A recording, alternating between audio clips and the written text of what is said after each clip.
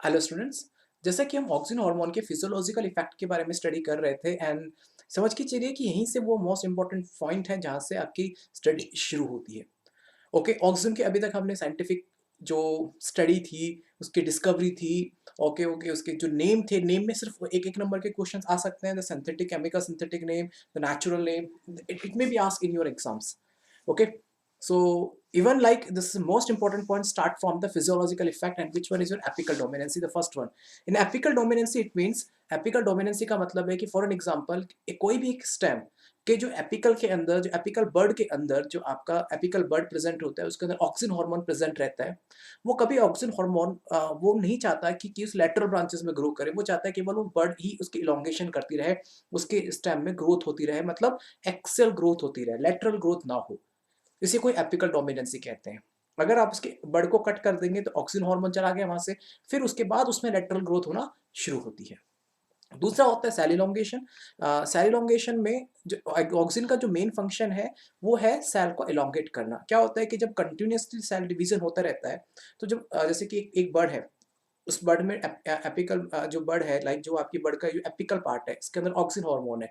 इस auxin hormone की वजह से यहाँ की सेल लगातार डिवाइड करती है। व्हेन दे डिवाइड कंटिन्यूअसली, तो सेल के कंटिन्यूअस डिवाइड होने से क्या होगा, जो डिवाइडेड सेल्स होती हैं, डिवाइडेड सेल्स होंगी, वो नीचे आ जाएंगी। अब जो नीचे वाला पार्ट था, अब जो लाइक फॉर एन एग्जांपल ये बर्ड है, ये यहाँ पे कंटिन्यूअसली डिवीजन चलता रहेगा, और डिवीजन होने के बाद में जो डिवाइडेड सेल थी वो नीचे आ जाएंगी, फिर आगे इलोंगेशन। तो इस तरीके से इलोंगेशन होता रहता है।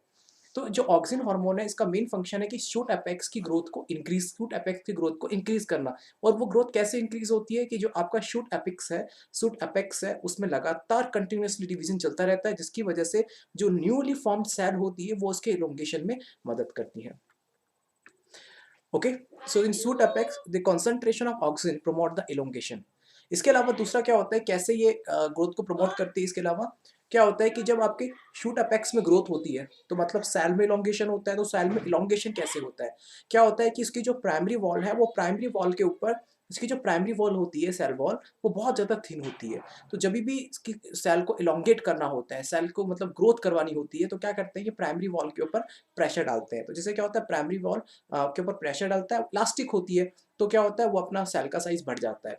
तो लगातार कंटिन्यूअसली इसी तरीके से इलोंगेशन चलता रहता है। न्यूली सेल्स, जो न्यूली डिवाइडेड सेल्स होती हैं, वो फॉर्म होती रहती हैं, और उससे लगातार सेल इलोंगेट होती रहती है। तो शूट अपेक्स जो होता है, पॉजिटिवली फोटोट्रोपिज्म हो जाता है और नेगेटिवली जियोट्रोपिज्म होगा। रूट इनिशिएशन, आपका जो ऑक्सिन हार्मोन होता है वो रूट को ग्रो करने में मदद करता है। जैसे कि अगर आपने देखा भी होगा कि हम रोज की जो कलम नहीं होती, रोज का जो शूट पार्ट होता है, हम क्या करें, सिर्फ उसको ऑक्सिन हार्मोन में डिप करके रख दें। तो ऑक्सिन हार्मोन का जब हम डिप करके रखेंगे तो उसके जो रूट पार्ट होता है वहां से जाएगी, जो रूट का जो मेरिस्टेमेटिक पार्ट होता है, वहां से आपकी रूट का फॉर्मेशन होना शुरू हो जाता है। जैसे कि जो some plant like rose, bougainvillea, lemon, orange are prepared by the stem cutting. Okay, if lower part of the cutting is planted after dipping in a solution of oxygen, the roots grow very soon on a dipped area. आप किसी भी plant है, जैसे like जो आपके जो like रोज है, bougainvillea है, लेमन है, ऑरेंज है, उसके स्टेम के पार्ट को नीचे से कट करके if you dip it in oxygen, so आप देखोगे जैसे ऑक्सीजन के सॉल्यूशन में इसको डिप करते हो, तो वहां से उस डिप्ड एरिया से, जहां से डिप हुआ था, वहां पे ऑक्सीजन हार्मोन की वजह से वहां पे रूट वेरी सून ग्रो करना शुरू कर देती हैं। ओके, एंड स्पेशली इसके लिए इंडोल ब्यूटारिक एसिड आईबीए को यूज किया जाता है। ओके, ये इंपॉर्टेंट पार्ट है कि रूट के इनिशिएशन के लिए आप क्या यूज कर सकते हैं। या फिर आप दूसरा तरीका बताता हूँ, रूट का जो स्टेम पार्ट होता है, जो ठीक है, जो रूट का जो स्टेम पार्ट होता है, ओके, उसके आप क्या कीजिए, उसको एलोवेरा, जो एलोवेरा का जो अलो जो उसमें एलोवेरा जूस निकलता है, उसके ऊपर उसको रख दीजिए, क्योंकि उसमें भी ऑक्सीजन हार्मोन बहुत हाई कंसंट्रेशन में होता है। आप कुछ टाइम बाद देखेंगे उसके जो रूट के पोर्शन, स्टेम का जो लोअर पोर्शन होता है, वहां से रूट इनिशिएशन शुरू हो जाता है। पार्थेनोग्राफी क्या होता है, देखिए पार्थेनोग्राफी हम पढ़ेंगे, अभी जो फर्स्ट चैप्टर आएगा उसमें पार्थेनोग्राफी के पढ़ेंगे। पार्थेनोग्राफी क्या होता है कि जब कोई फ्रूट का डेवलपमेंट होता है, ऐसी फ्रूट का डेवलपमेंट होता है जब ovary, without the fertilization of ovary, जब फ्रूट का डेवलपमेंट होता है। जनरली आप जो फ्रूट खाते हैं ऑलमोस्ट सभी जो फ्रूट होते हैं ये ओवरी के फर्टिलाइज होने के बाद के स्ट्रक्चर्स होते हैं। लेकिन अगर कोई ओवरी विदाउट फर्टिलाइज हुए फ्रूट का फॉर्मेशन करती है तो उसको कहते हैं पार्थेनोक्रेपी, और उस ऐसे फ्रूट को कहते हैं पार्थेनोक्रेपी फ्रूट्स। तो अनफर्टिलाइज ओवेरी होती है जिनसे फ्रूट का फॉर्मेशन होता है, उसे कहते हैं उसे हम कहते हैं पैथेनोक्रेपी, और ऐसे फ्रूट को हम कहते हैं पार्थेनोक्रेपी फ्रूट्स। ओके, ये पार्थेनो है तो आर यहाँ लगा लीजिएगा। Okay, the fruits are seed, क्योंकि अब देखिए जनरली क्या होता है, जब फर्टिलाइजेशन होता है, जब भी सीड का फॉर्मेशन होता है, आप जब इन्हें फर्टिलाइजेशन ही नहीं हुआ है तो सीड नहीं बनेगा, तो ऐसे फ्रूट्स होंगे सीडलेस होंगे, जैसे कि आपके ऑरेंज है, लेमन है, वाटरमेलन है, ब्रिंजल है, ग्रेप है। इनमें आपको जो बीज नहीं मिलेंगे, सीड नहीं मिलेंगे, क्योंकि पार्थेनोक्रेपी फ्रूट्स होते हैं। If auxin is spread on a stigma by removing the stamen from a flowers in a bud stage, the seedless parthenocarpy fruit are produced. अगर हम उसके स्टिग्मा के ऊपर स्टिग्मा क्या होता है, जो फीमेल का जो फीमेल का जो सेक्सुअल पार्ट होता है, ओके, उसको हम कहते हैं कार्पल।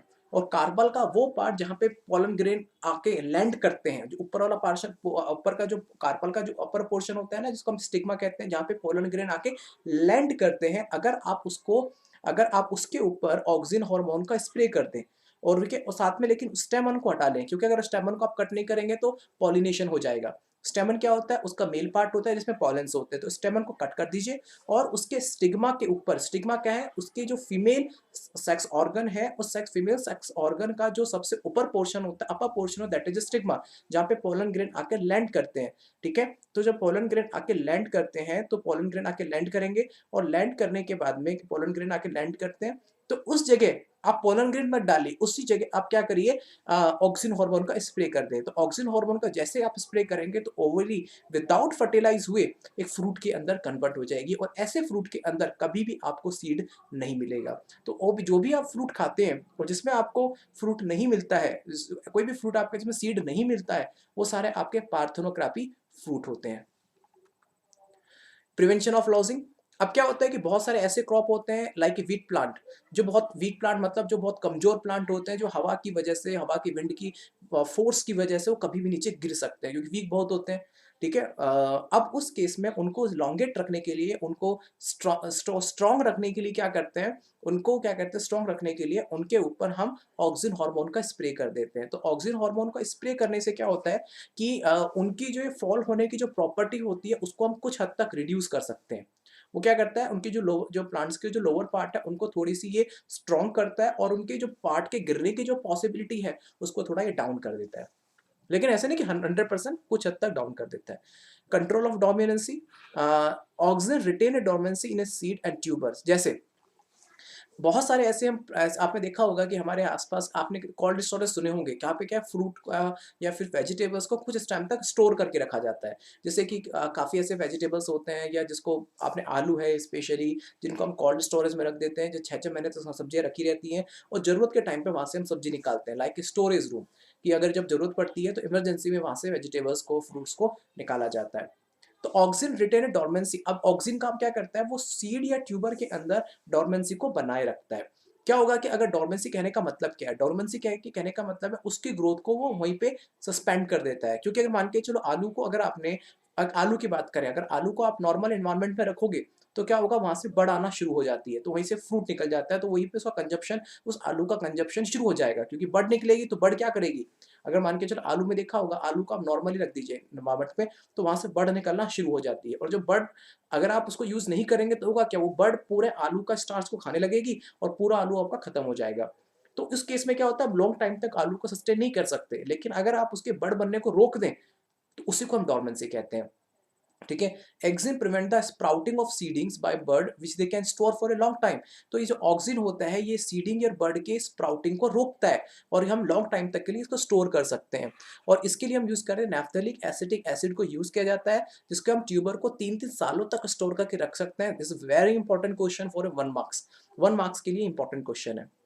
थिनिंग ऑफ फ्लावर, अब क्या होता है कि कुछ ऐसे ट्रीज होते हैं लाइक मैंगो है, फ्लावर्स है, उनके अंदर ह्यूज क्वांटिटी के अंदर फ्लावर्स लगते हैं। जब ह्यूज क्वांटिटी के अंदर फ्लावर लगेंगे तो फ्लावर के बाद क्या लगता है, हमें फ्रूट बनेगा। जितने ज्यादा फ्लावर्स लगेंगे उतने ज्यादा फ्रूट बनेंगे, लेकिन क्या होता है, ज्यादा फ्रूट बनने की वजह से अब फूड तो प्लांट के अंदर लिमिटेड होता है, तो कम और फ्रूट ज़्यादा बन रहे हैं तो फ्रूट क्या होते हैं, छोटे-छोटे बनेंगे क्योंकि ज़्यादा फूड उनके पास नहीं आ पाएगा। अब जब ज़्यादा छोटे-छोटे फ्रूट बनेंगे तो वो क्या होता है, ज़्यादा छोटे साइज़ के फ्रूट बनेंगे, वो अननेसेसरी यूज़ नहीं होंगे, वो अननेसेसरी पार्ट होंगे। तो इसलिए क्या कहते हैं, ऐसे अननेसेसरी अगर आप फ्लावर को रोक दो तो ऐसे फ्रूट्स फा जो छोटे-छोटे फ्रूट्स बन रहे हैं जिनकी कोई मार्केट वैल्यू नहीं है, जिनकी कोई इकोनॉमिकल वैल्यू नहीं है, इकोनॉमिकल वैल्यू नहीं है, जिनकी कोई इकोलॉजिकल वैल्यू नहीं है, तो ऐसे फ्रूट्स का हम क्या करेंगे? तो हम क्या करते हैं, फ्लावर के बनने को रोक देते हैं। जैसे अगर फ्लावर के बनने को आप रोक दोगे तो फ्रूट नहीं बनेगा, फ्रूट नहीं बनेगा तो आप ऐसी कंडीशन को रोक सकते हो। तो हम इसको नैप्थेलिक एसिटिक एसिड के स्प्रे करने से रोक सकते हैं। तो ये इंपॉर्टेंट है, मैंने यहाँ सारे अंडरलाइन कर दिए इसलिए। Effect of एबेसेशन। एबेसेशन क्या होता है कि जैसे कोई भी, फॉर एन एग्जांपल मैं आपको एक सिंपल स्ट्रक्चर बताता हूँ। जैसे फॉर एन एग्जांपल ये कोई स्टेम है, इस स्टेम से कोई लीफ जनरेट हो रही है, ठीक है। क्या होता है कि कई बार किसी प्लांट में, मतलब बिफोर द मैच्योरिटी, मतलब ओल्ड स्टेज आने से पहले इनके बीच में एक अबेसेशन लेयर बन जाती है। दिख रहा है, ये अबेसेशन लेयर है। ये लेयर क्या करती है, ये लेयर का काम क्या होता है, ये एक ऐसी लेयर होती है जो कि कह सकते हो कि एक एडवर्सली वर्क करती है। ये लेयर क्या करेगी, इससे जितना भी फ्रूट आता है, इससे जितना भी जो फूड मटेरियल आता है, ये सारा फूड मटेरियल खुद एब्सॉर्ब कर लेती है। जब सारा खुद, आप जैसे दोबारा समझाता हूँ आपको मैं। जैसे फॉर एन एग्जांपल ये एक लीफ है, okay,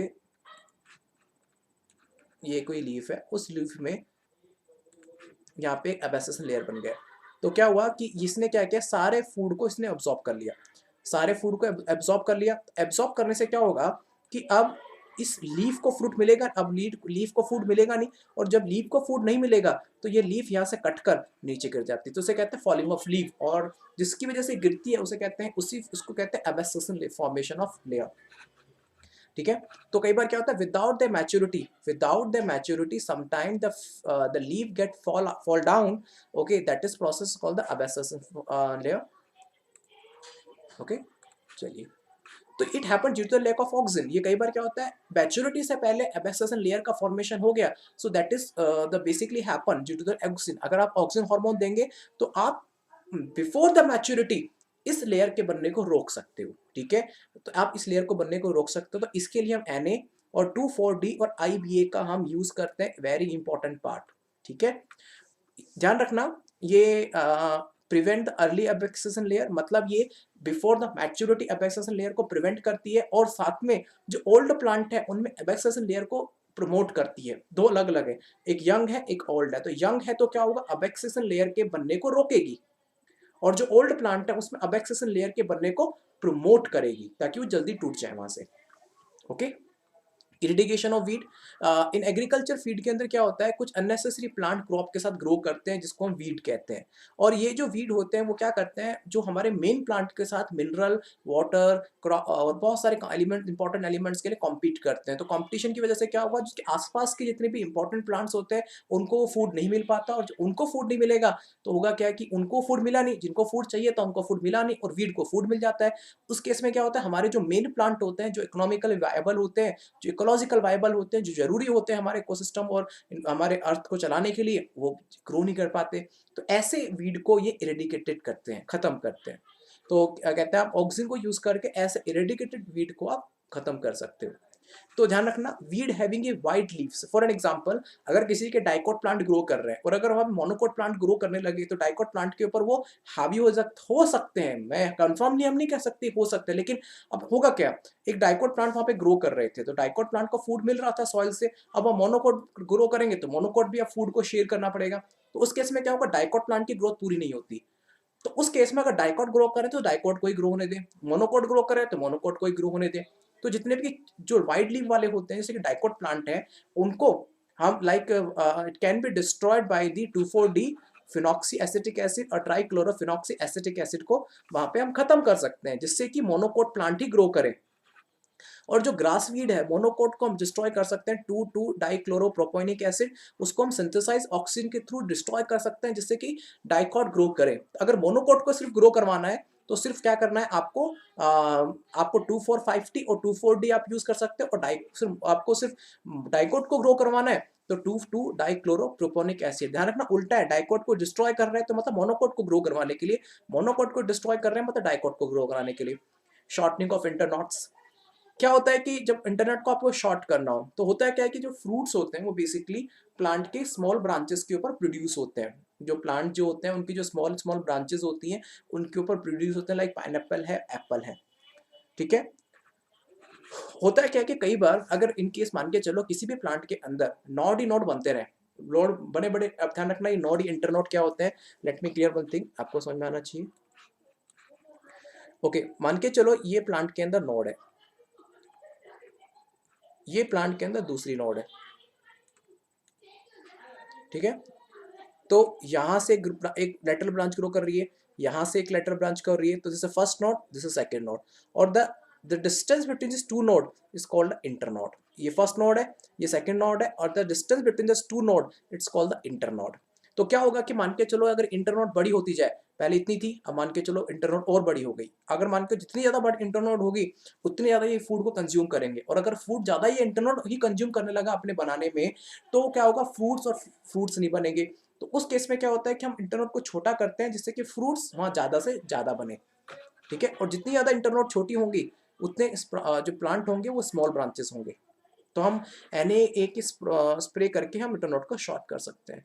tissue culture, tissue culture हमारा पढ़ना बाकी है पूरा डिटेल में। टिश्यू कल्चर में हम क्या करते हैं कि जब हमें किसी, टिश्यू कल्चर क्या होता है, फॉर एन एग्जांपल हमने लीफ का एक छोटा सा पार्ट काटा और उसको हम एक लाइक कल्चर मीडियम में हम ग्रो करवाते हैं, कल्चर मीडियम में डाल के ग्रो करवाते हैं, तो पूरे प्लांट का ग्रो होना शुरू हो जाता है। प्लांट के किसी भी पार्ट को पार्ट के अगर आपने ग्रो करवाया, तो क्या होता है कि जब हमें रूट का फॉर्मेशन करना हो, ठीक है, कैलस का डिफरेंशिएशन करना हो। कैलस क्या होता है, कैलस एक वो पार्ट होता है जो कि अनडिफरेंशिएटेड सेल्स का बना होता है। अगर आपने क्या किया, उसको ऑक्सिन हार्मोन में डाला तो आसानी से ऑक्सिन वो क्या करता है, वो कैलस डिफरेंशिएट होके सीड बना लेता है। It means I mean embryo बना लेता है, और एम्ब्रियो बना के पूरा प्लांट ग्रो करवाना है।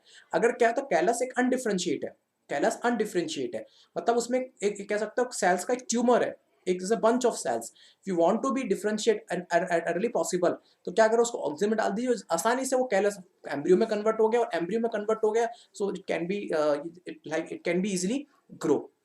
रूट फॉर्मेशन कराना हो आपको जल्दी जल्दी कराना, क्योंकि टिश्यू कल्चर का बेनिफिट यही है कि अगर एक प्लांट आपका 2 महीने में ग्रो करता है, उसी प्लांट को आप 10 दिन में ग्रो करा सकते हो। That is the main benefit of tissue culture. Gibberellin क्या था, जिब्रेलिन एक तरह की एक राइस से रिलेटेड डिजीज है जिसकी डिस्कवरी जापान में हुई थी। ओके, जापान में कुछ प्लांट थे जिनकी राइस के ऊपर एक प्रॉब्लम क्रिएट हो रही थी, एक अननेसेसरी मतलब लॉन्ग और अननेसेसरी जो राइस की जो प्लांट थे अननेसेसरी बड़े हो रहे थे, और जब बड़े हो रहे थे सारा फूड वो खा रहे थे, जिसकी वजह से उसमें फ्लावर्स नहीं आ रहे थे। ठीक है, तो इस डिजीज का नाम बना बैकेनेट डिजीज। क्लियर। होरी ने इस डिजीज की स्टडी की और बताया कि ये क्यों एबनॉर्मली लॉन्ग हो रहे हैं। देखिए, जितना एबनॉर्मली लॉन्ग होगा वो थिन होता हो जाएगा। ठीक है, लेकिन वो ये नहीं जानते थे कि क्यों, क्योंकि जो प्लांट लगातार बड़ा होता जा रहा है उसके अंदर फ्रूट्स नहीं बन रहे हैं, फ्लावर्स नहीं बन रहे हैं। अगर वो फ्लावर नहीं बनेंगे तो सेक्सुअली कैसे रिप्रोडक्शन होगा, और सेक्सुअल रिप्रोडक्शन नहीं होगा तो फ्रूट उसमें सीड कैसे बनेगा, सीड नहीं बनेगा तो फ्रूट कैसे नहीं बनेगा, क्योंकि फ्लावर सेक्सुअल रिप्रोडक्टिव पार्ट होता है। फ्लावर के अंदर इस रिप्रोडक्शन से सीड बनता है और सीड से फ्रूट बनता है, और अगर वो जितने लंबे होते चले जाएंगे तो होगा क्या, सारा फूड तो वो खा जाएंगे, फ्लावर कैसे बनेगा। अब जब फ्लावर नहीं बनेगा तो फ्रूट नहीं बनेगा, सीड नहीं बनेगा, सीड नहीं तो फ्रूट नहीं बनेगा। तो इस चीज को हॉरी ने इसको बोला फुलिश सीडलिंग, बेकार सीडलिंग, इनको कुछ पता ही नहीं है। ठीक है, तो ऐसी ही राइस डिजीज की बताया कि एक फंगस है जिब्रेला फूजिकोरी, कोई फंगस है जिसकी इन्फेक्शन की वजह से राइस में ये प्रॉब्लम होती है। कुर्सोवा ने ये डिजीज देखा और like prove that disease develop by spraying A secretion of A fungus. कहने का मतलब है कुर्सोवा ने देखा, प्रूफ किया कि ये एक डिजीज, ठीक है, एक लाइक फंगस के सिक्रेशन की वजह से, फंगस की सिक्रेशन की वजह से ये डिजीज डेवलप होती है। ठीक है, और फिर याबूता और हायूसी ने इस फंगस से प्योर क्रिस्टल्स को सेपरेट किया और उसको बोला जिब्रेलिन, और and for that they got a Nobel prize. ध्यान रखना, ये जितने भी आपके नेम है, this is not need to be remember scientist के नेम अभी आपको याद करने की जरूरत नहीं है। Try for the when you try for the medical entrance उसकी ध्यान रखिएगा। ब्रेलिन and co-workers got the pure form of crystal 1984 called the gibberellic acid। अभी तक 100 डिफरेंट टाइप्स के जिब्रेलिक एसिड को सेपरेट किया जा चुका है, उसमें वैरायटी बहुत है, मतलब GA1 से लेके GA100 तक 100 वैरायटी के जिब्रेलिन एसिड को प्योर फॉर्म में आइसोलेट किया जा चुका है, और जिसमें से सबसे इंपॉर्टेंट जो था वो है आपका GA3। was discovered at first, मतलब GA3 among, मतलब फर्स्ट से लेके 100 तक सबसे पहले GA3 को आइसोलेट किया गया, वन ऑफ द और जनरली फाउंड इन जिब्रेलिन, और ये सबसे इंपॉर्टेंट जिब्रेलिन होता है जो ज्यादातर प्लांट्स के अंदर पाया जाता है। Chemically all gibberellin are the gibberellic acid, gibberellic acid कहने का मतलब है उसमें कहीं ना कोई हाइड्रोजन ग्रुप का कोई मेंबर प्रेजेंट होगा, that's why they are gibberellin, और लेकिन जिब्रेलिन का सबका स्ट्रक्चर सेम है। एक गिब्बन रिंग उनके अंदर पाई जाती है, इनमें क्या होता है 19 कार्बन, मतलब इनके जो सम गिब्बन रिंग के अंदर 19 कार्बन होते हैं और किसी के अंदर 20 कार्बन होंगे। ओके, गिब्बन रिंग होती है, बेसिकली इसको गिब्बन रिंग बोला जाता है। ये दिख रहा है आपको, गिब्बन रिंग बोला जाता है। और आप देखो इसके अंदर ये COOH है, कार्बोक्सिलिक एसिड है। इस कार्बोक्सिलिक एसिड की वजह से ही इसको एसिडिक नेचर का बोला जाता है। ये देखिए GA1 GA3 ऑलमोस्ट सब में स्ट्रक्चर सेम है, कुछ ही हद तक कोई डिफरेंशिएशन है, बट आप ध्यान इतना मत रखिएगा, अब इतना ध्यान रखिएगा जिब्रेलिन जो है वो there are the 100 in numbers, लेकिन जो GA3 was the first isolated and most prominently found in among the plant. Okay, इसके वेरियस इफेक्ट है, इंटरनोड को इलोंगेट करना हो, सीड का जर्मिनेशन करना हो, डोरमेंसी को ब्रेक करना हो, फ्लावरिंग करना हो, पार्थेनोग्राफी करना हो, आप ये कर सकते हैं। इंटरनोड इलोंगेशन, अब क्या होता है कि जैसे फॉर एन एग्जांपल आपको कभी इंटरनोड इलोंगेट करना है तो उसके लिए हम जिब्रेलिन को यूज कर सकते हैं। ऑक्सिन हम काम यूज कर रहे थे इंटरनोड को शॉर्ट करने में, लेकिन अगर आपको इंटरनोड को इलोंगेट करना है आप यहाँ पे यूज कर सकते हो। कैसे होगा क्या कि जैसे कुछ ऐसे प्लांट्स होते हैं जिसको हम रोजेट नेचर के प्लांट कहते हैं। रोजेट नेचर आपको समझाता हूँ, लाइक जैसे कैबेज। कैबेज में क्या होता है कि एक एक्सिस होती है, उसके चारों तरफ सारी लीफ कवर्ड होती है। कैबेज देखा है आपने, सारी लीफ उसके चारों तरफ, कैबेज क्या होता है सारी लीफ ही होती है। वो उस आपके नेचर को कहते हैं रोजेट नेचर, क्योंकि इसकी नोट बहुत छोटी होती है और उसकी लाइक इंटरनोट बहुत छोटी होती है, सारी लीफ उसको कवर किए रखती है। तो that is example of the rosette nature. अब उस केस में क्या होता है कि अगर आप क्या करें कि फॉर एन एग्जाम्पल कि उसके इंटरनोड को आप ग्रो करवा दें, तो इंटरनोड को ग्रो करवाने का जो प्रोसेस है उसको हम बोलते हैं बोल्टिंग। ठीक है, देखिए तो क्या होगा कि जो छोटे प्लांट्स होते हैं आप उनको बड़ा कर सकते हैं, मतलब जो रोसेट नेचर के जो प्लांट होते हैं उनकी इंटरनोड बहुत छोटी होती है, और जितनी इंटरनोड छोटी होगी प्लांट इतने ड्वार्फ होंगे। तो आप ऐसे प्लांट को कहते हैं रोसेट नेचर के प्लांट, जिसमें क्या होता है कि सारी लीफ उसके इंटरनोड को कवर किए रखती है, जैसे कि कैबेज का एग्जाम्पल लेके चलिए। तो उस केस में क्या होता है, ऐसे प्लांट को हम कहते हैं रोसेट नेचर ऑफ प्लांट। तो वहां पे हम जिब्रेलिन को स्प्रे करके उनके इंटरनोड को इलोंगेट करते हैं, और उस प्रोसेस को कहते हैं बोल्टिंग। और ऐसे प्लांट जो जिब्रेलिन के ट्रीटमेंट के बाद बड़े होते हैं उनको कहते हैं बोल्ट प्लांट या बोल्ट ट्रीटमेंट कहते हैं। सीड जर्मिनेशन, जिब्रेलिन का सबसे इंपॉर्टेंट रोल है वो है सीड जर्मिनेशन। सीड को जब जर्मिनेट करना होता है लाइक वीट में, मेज में, बार्ले में, तो ये सिग्निफिकेंट रोल प्ले करता है। कैसे, ये जो सीड होते हैं वाटर को एब्सॉर्ब करके क्या होता है फूल जाते हैं।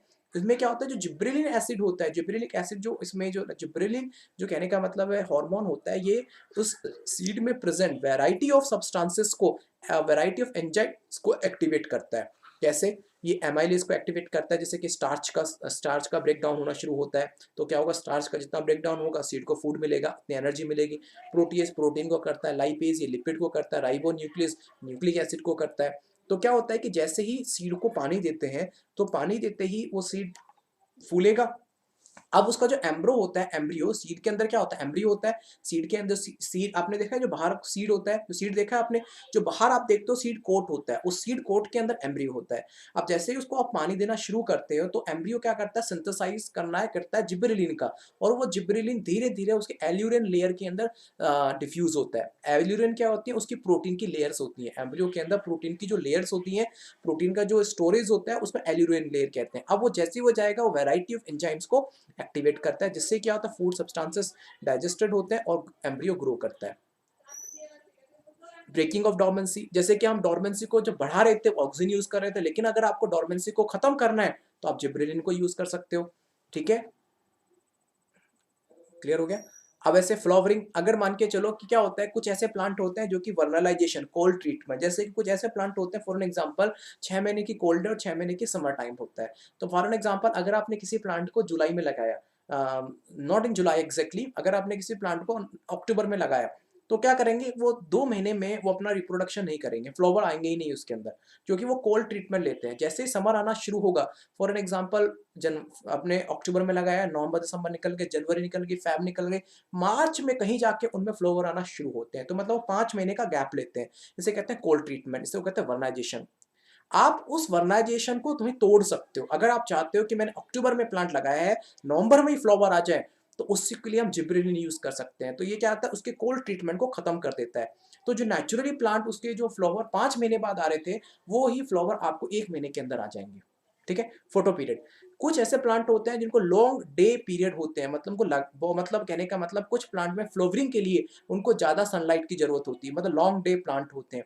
तो उस केस में क्या होता है, जब तक अगर फॉर एन एग्जाम्पल कोई ऐसे प्लांट, अगर आपने मान के चलो सर्दियों का टाइम पे कोई प्लांट लगा दिया, लेकिन हुआ क्या, दिक्कत क्या हुई कि वहां पे अब सन नहीं आता, क्योंकि फॉग की वजह से सनलाइट नहीं मिलती, तो ऐसे प्लांट में फ्लावरिंग नहीं होगी। तो आप उसे फोटो पीरियड की जो प्रॉब्लम होता है उसको कम कर सकते हो। ठीक है। पार्थेनोग्राफी, अब ये क्या करता है, gibberellin is comparatively more effective. Auxin और जिब्रेलिन दोनों ही पार्थेनोग्राफी में मदद करते हैं, लेकिन पार्थेनोग्राफी के लिए सबसे मोस्ट इफेक्टिव आपका जिब्रेलिन होता है। लाइक आपके टमाटो, एप्पल, पाइनएप्पल में जिब्रेलिन ज़्यादा आसानी से सीड को ग्रो कराने में, सीड को सॉरी लाइक फ्रूट को फ्रूट बनाने में मदद करता है, without the fertilization of ovary. ठीक है, विदाउट पार्थेनोग्राफी होता है क्या है कि इसमें ओव्यूल्स और फर्टिलाइज नहीं होता, ओवरी फर्टिलाइज नहीं होती, और फ्रूट का फॉर्मेशन हो जाता है। तो ऐसे फ्रूट में सीड नहीं होंगे, तो जिब्रेलिन उसमें ज्यादा इफेक्टिव होता है more than the auxin. So that is about your gibberellin hormone. So अब हम नेक्स्ट लेक्चर में हमारा पड़ेगा साइटोकाइनिन, और साइटोकाइनिन हार्मोन बचा है, इथिलीन और आपका फिर अबेसिक एसिड। ओके, चलिए मिलेंगे आपसे उनका लेक्चर में। धन्यवाद।